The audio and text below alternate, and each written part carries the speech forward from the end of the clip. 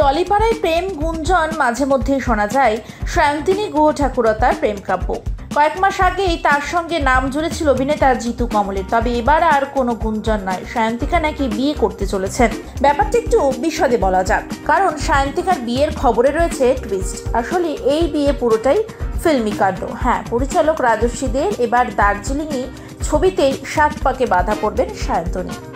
এক সংবাদ মাধ্যমে সায়ন্তনী জানিয়েছেন, সবটাই হচ্ছে পর্দায়। রাজস্বীদের আগামী ছবি এবার দার্জিলিং ছবিতে অভিনয় করছি। বিবাহিত মহিলার চরিত্র সেখান থেকে এই খবর ছড়িয়েছে। তার ছবিতে সায়ন্তনী কার গলায় মালা দিয়েছেন সেটা জানতে চান নিশ্চয়ই আপনারা। সে খবর অবশ্য খোলসা করেনি অভিনেত্রী। তবে শোনা যাচ্ছে রাজস্বীর এই ছবিতে থাকবেন রাহুল অরুণোদয় বন্দ্যোপাধ্যায়। এর আগেও রাজস্বীর ছবিতে অভিনয় করেছেন রাহুল। তবে শুধু রাহুল নয়, এই ছবিতে রয়েছেন ব্রাত্য বসু, অঞ্জন দত্ত, শাশ্বত চট্টোপাধ্যায়ও। সূত্রের খবর, পুজোর পরে গোটা টিম নিয়ে দার্জিলিংয়ে শুটিং হবে এই ছবি।